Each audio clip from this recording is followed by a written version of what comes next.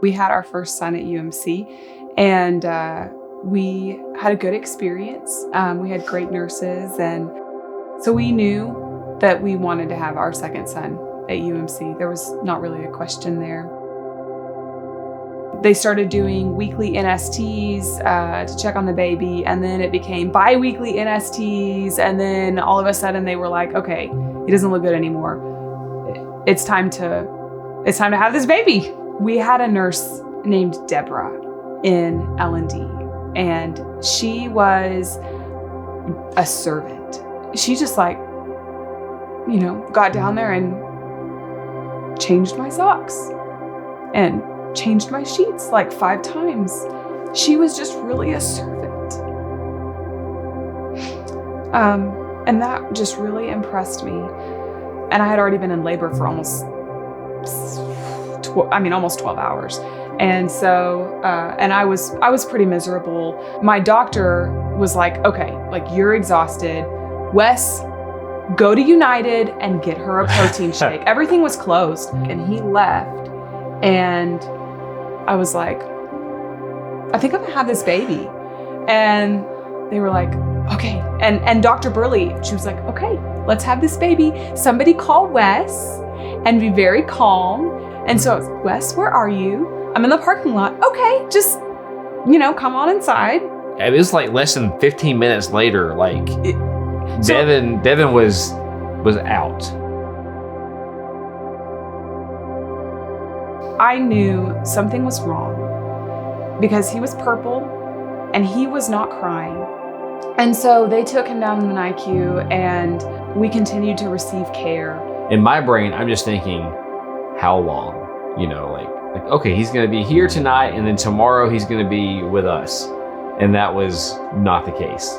And I just remember I have to leave him now. And I told him that Mama loves you, Daddy loves you, Duncan loves you, and God loves you. And so that was my parting words to him. He was in NICU for 17 days. The primary concern at that time was his premature lungs. So it was very difficult to leave the hospital without him. It felt a lot longer than 17 days. It did. It felt like a month and a half or more. We thought that we would be out of the NICU and out of the hospital, but we realized that he was having an airway issue.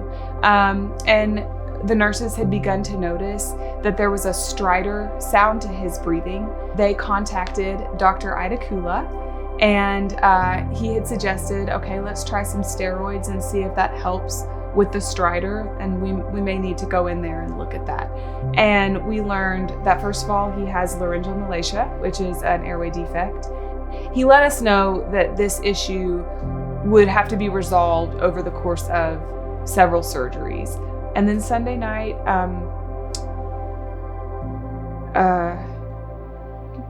something was wrong. And he was getting very inconsolable. And whenever he would start to cry, he would have a hard time catching his breath. And Dr. Idakula looked at him and listened to him, and he was like, yeah, I'm sorry, guys. You're going to have to be admitted again. And this time, he wanted us closer to PICU. He knew that Devin needed to be operated on pretty quickly. Very soon. There was a Dr. Jensen. We hadn't slept in, a couple of days. And we were exhausted. And she said, go home. And we were like, we can't go home. Our kid's in the hospital. And she was like, go home. We've got this. They took turns all night long rocking my baby. Dr. Jensen took a shift. The nurse took a shift. They did not ever complain. They did not ever make us feel guilty for that. The other person that we were really impressed with was Sean Reeves. He shared a personal story with us. He had a son, and his name was Devin, and it was spelled the same way. And he lost him.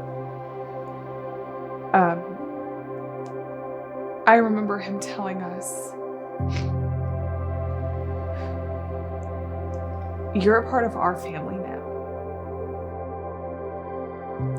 That surgery was probably about an hour, and then they called us back up, and Dr. Idakula sat us down and talked to us, and he showed us the pictures from the surgery. It was like he was breathing through a coffee stirrer, and then after the surgery, he was breathing through a smoothie straw. So like it was that big of a difference. And then when they brought him back, he was like a completely different baby. We walked in, he was so quiet. Because of UMC and because of the people at UMC, our son is alive. And I always think about his first loves, which were the nurses that took care of him. I am so thankful that he gets to have a community of people that have loved on him. Trust the experts at UMC because they are experts. Every single person in that building knows what they're doing. And even more importantly than that, they love your kids. Everybody from the person who is cleaning your room up to the doctor performing the surgery on your kid is a servant in that hospital. And it's just really remarkable the culture that has been curated there. It's important to everybody to love others and to be servants and to serve with humility and love. The greatest commandment is to love the Lord your God with all your heart. But the second is like it. You love your neighbor as yourself. If you receive treatment at UMC, they're going to treat you like a neighbor.